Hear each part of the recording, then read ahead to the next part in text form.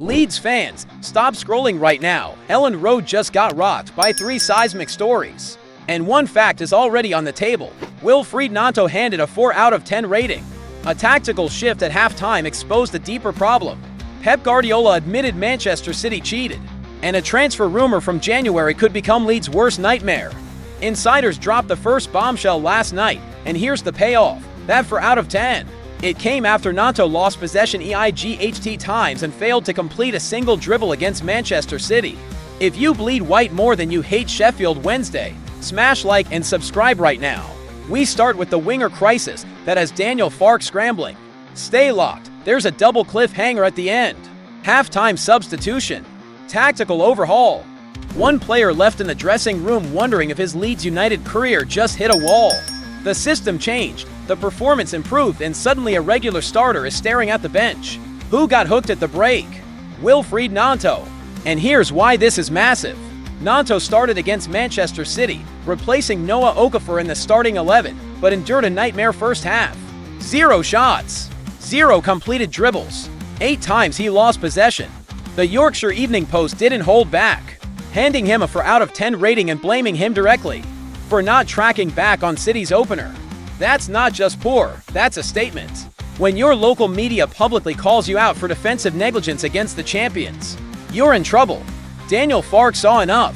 At halftime, Gnonto and Daniel James were pulled. In came striker Dominic Calvert-Lewin and center-back Jacob Eagle. Farke switched to a 3-5 formation and Leeds transformed. The Whites went from passive and overwhelmed to aggressive and dangerous. Calvert-Lewin gave them a focal point. The extra defender tightened the rear guard, and suddenly Leeds were absorbing City's pressure and hitting back. They clawed back from 2-0 down to 2-2, stunning the Etihad and proving Farke's tactical gamble worked. But here's the problem for Gnonto. A 3-5 leaves no natural role for an out-and-out winger. If Farke believes this formation is the blueprint to drag Leeds out of the relegation zone, Gnonto could quickly find himself squeezed out of the starting picture. The 22-year-old Italian international is already battling for consistency, and the timing couldn't be worse. Leeds sit 18th in the Premier League, facing clashes against Chelsea and Liverpool in the coming weeks. Farke needs results, not experiments.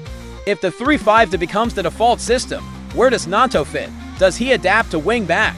Does he fight for a striking role alongside Calvert-Lewin? Or does he watch from the bench while Leeds fight for survival? Do you think Wilfried Gnonto has the tactical intelligence to reinvent himself as a wing-back? Or is his Leeds' future in serious danger? Drop your take below. And if you believe Daniel Farke just found the formation that saves Leeds from relegation, smash that like button and let Sheffield United fans know who's staying up. But as critical as that tactical shift was, the next story cuts even deeper. Because while Leeds battled heroically at the Etihad, Manchester City's manager admitted his team cheated to secure the win. Farke is furious. Stay locked. 90 minutes of drama. A comeback from 2-0 down. A penalty converted on the rebound. And then, in the dying moments, controversy that has Daniel Farke and every Leeds fan raging. What happened? Pep Guardiola openly admitted Manchester City used gamesmanship to gain an unfair advantage. This is not a rumor. This is fact. Let's break it down. Leeds trailed 2-0 at halftime after goals from Phil Foden and Josko Gvardiol. Farke's tactical switch to 3-5 ignited a stunning comeback. Ilya Groove won the ball high up the pitch. Dominic Calvert-Lewin smashed home to make it 2-1. And suddenly Leeds were alive. Then came the penalty. Gvardiol fouled Calvert-Lewin inside the box. Referee pointed to the spot. And Lucas Mecha stepped up. His first attempt was saved by Gigi Donnarumma, but Mecha converted the rebound. 2-2. The Etihad went silent. Leeds were seconds away from a historic point. But here's where it gets dark. Just before the penalty, Donnarumma went down clutching his leg, claiming injury. Play stopped.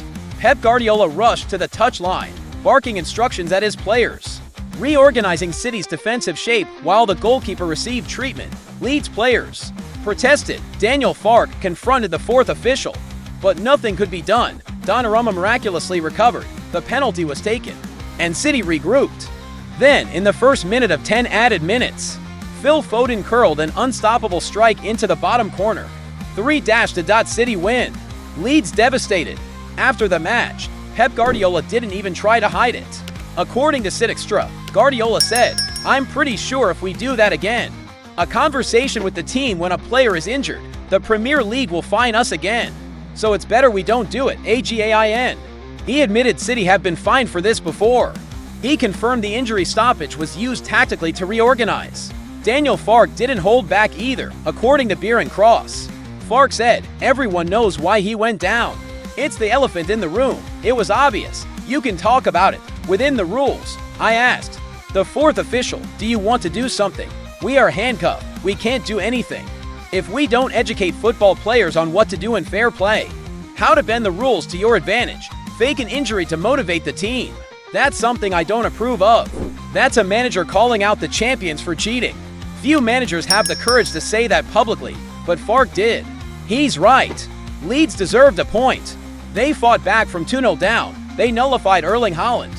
They executed a tactical masterclass in the second half.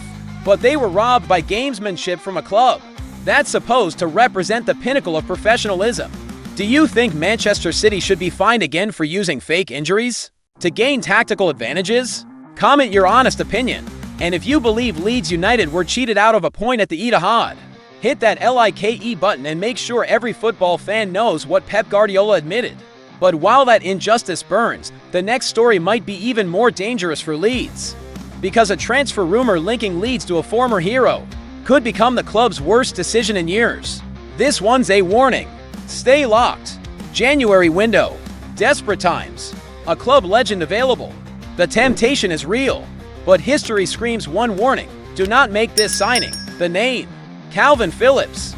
And here's why bringing him back could be a disaster. According to the Mirror, the 49ers have made contact with Calvin Phillips ahead of the January transfer window.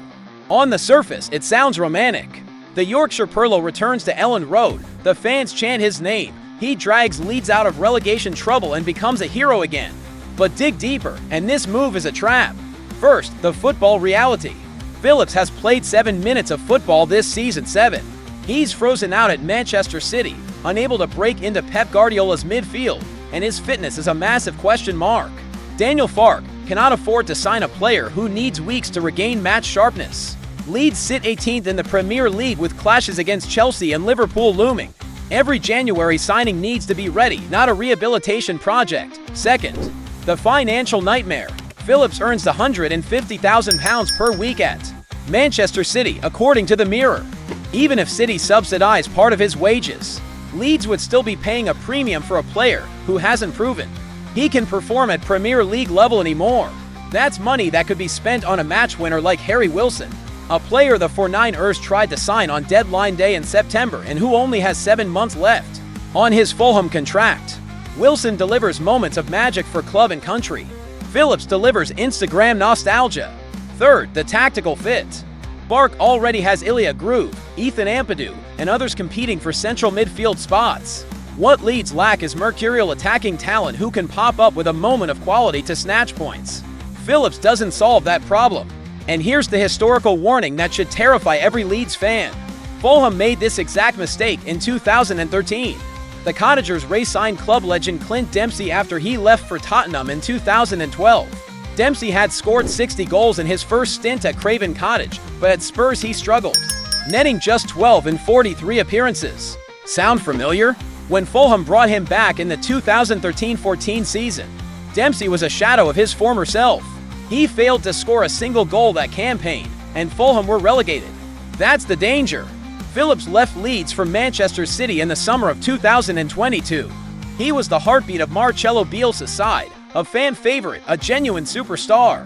But at City, he's been a flop, just like Dempsey at Spurs. If Leeds bring Phillips back now, they risk the same fate as Fulham. A beloved legend returning broken, unable to perform, draining wages, and ultimately failing to prevent relegation. Do you think Leeds United should bring Calvin Phillips back in January, or is this nostalgia trap a recipe for disaster? Comment below. And if you believe the 49ers should prioritize Harry Wilson over Phillips, smash that like and show the board what the fans really want. But here's the edge of the cliff. The January window opens in for weeks, and Leeds' next 3 fixtures could determine everything. One more story is coming that ties all 3 together. Stay locked. 3 stories, 1 brutal reality. Wilfried Gnonto's future hangs by a thread after a 4 out of 10 performance.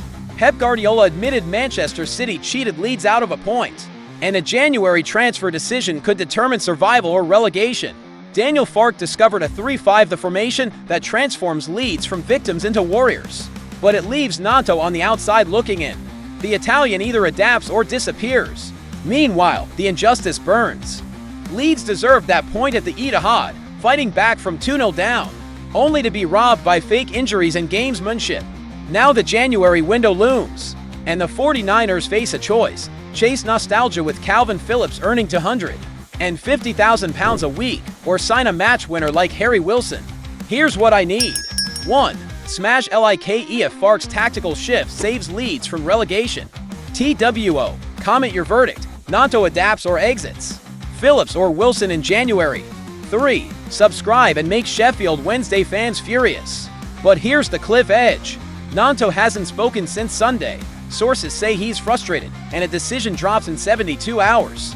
Plus, Sheffield United just freed wage space targeting the same reinforcements Leeds need. Who moves first? Marching on together.